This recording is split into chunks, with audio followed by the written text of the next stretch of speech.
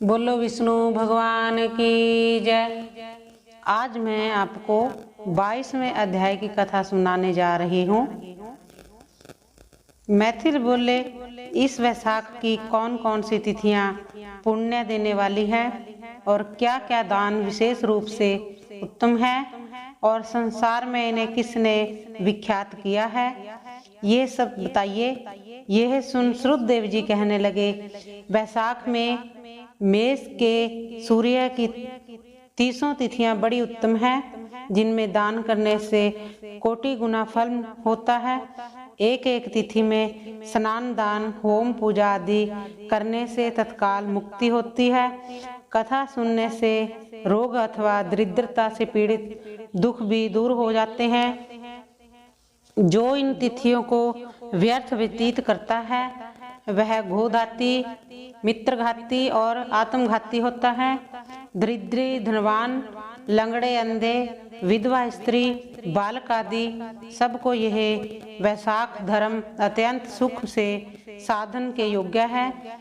चैत के महीने में जब मेष की संक्रांति हो, उसी समय पापों के नाश करने वाली अमावस्या कोटि गया करने के फल देती है।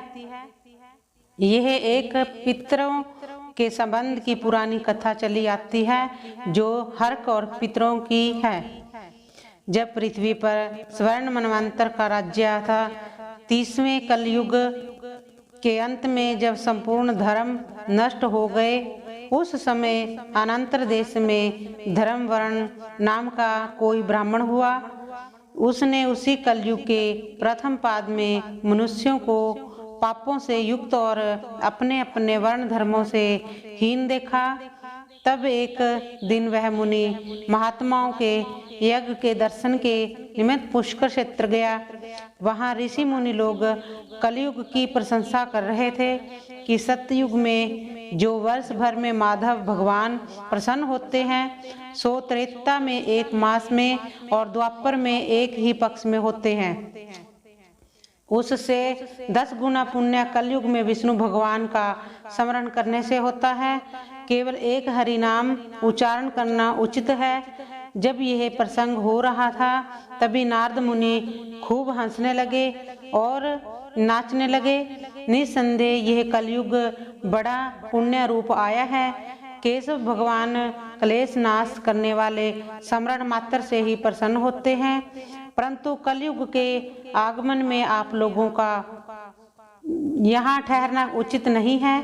इस पाखंड भय भारत को छोड़कर सुख पूर्वक जहाँ कहीं मन प्रसन्न हो विचरो।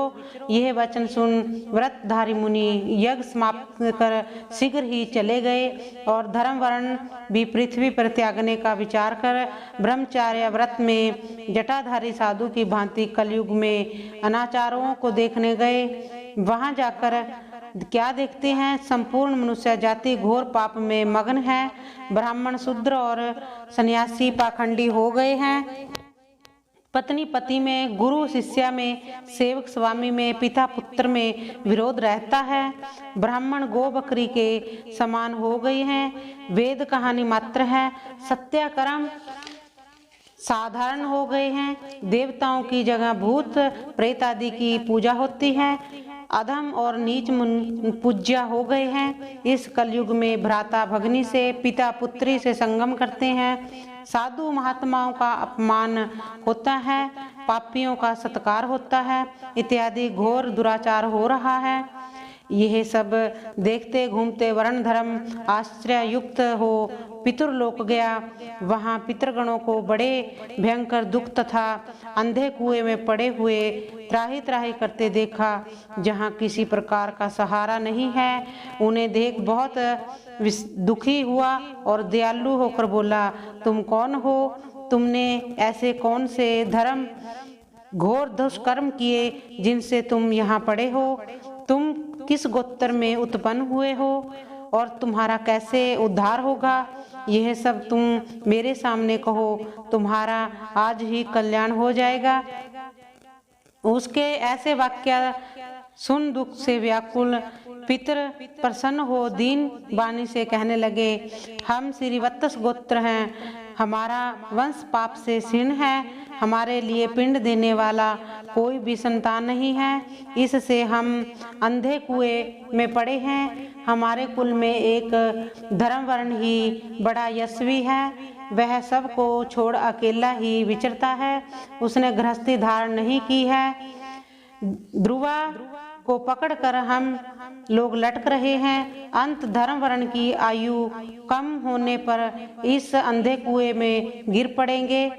तुम पृथ्वी पर जाकर धर्मवर्ण को समझाओ कि तेरे पितर दुखी से पीड़ित केवल एक दूब के सहारे लटक रहे हैं। तेरे मरने पर और संतान ना होने पर हम और तू सब अंधे कुएं में पड़ेंगे। इसलिए गृहस्थ धर्म ग्रहण करके संतान वृद्धि करें। जब वह संतान गया को जाए, वह शाख धर्म करे, विष्णु भक्त हो, एकादशी आदि व्रत करे, वह पाप नाशनी कथा सुने, जिससे उसकी 100 पीछे की और 100 आगे की पीढ़ी नरक जाने से बचे और हमको तथा उसको उद्रव गति प्राप्ति होगी। तुम ऐसे सत्य वाक्य समझाओ, धर्म वर्ण को गृहस्थ धारण करो। पितृ सवरों के ऐसे वचन सुन अचंभे में पड़ रोता हुआ हाथ जोड़ नमस्कार कर धर्म वर्ण बोला, हे महाराज, मैं ही दुर्ग्राही तुम्हारा वंशधर धर्मवर्ण हूँ। मैंने यज्ञ में महात्मा नारद जी के कहे हुए वचन सुने, फिर पृथ्वी पर बहुत से पापी मनुष्यों को देख कुसंगति के डर के मारे दीपत्रों में विचरता रहा। इस तरह इस कलयुग के अंतिम पाद में भी 3.5 भाग व्यतीत हो गई हैं। मैंने अब तक आपका दुख दूर नहीं किया। मैं अब आपकी आज्ञा का पालन देव ऋषि पितरों को तर्पण पूजा आदि करते हुए करूँगा और ऐसा आशीर्वाद मांगा कि संसारिक कर्तव्य करने पर भी कलयुग की बाधा ना हो। हे राजन, धर्मवर्ण के कहने पर पितर बोले, हे पुत्र, तू गृहस्थ संतान उत्पन्न करके हमारा उद्धार कर, क्योंकि जिसके घर में तुलसी वृक्ष, शालिग्राम, महाभारत आदि ग्रंथ हैं, जहाँ कथा सत्संग होते रहते हैं, हरि स्मरण कीर्तन और वैशाख धर्म आदि शुभ कर्म होते रहते हैं, वहाँ कलयुग बाधा नहीं पहुँचता है।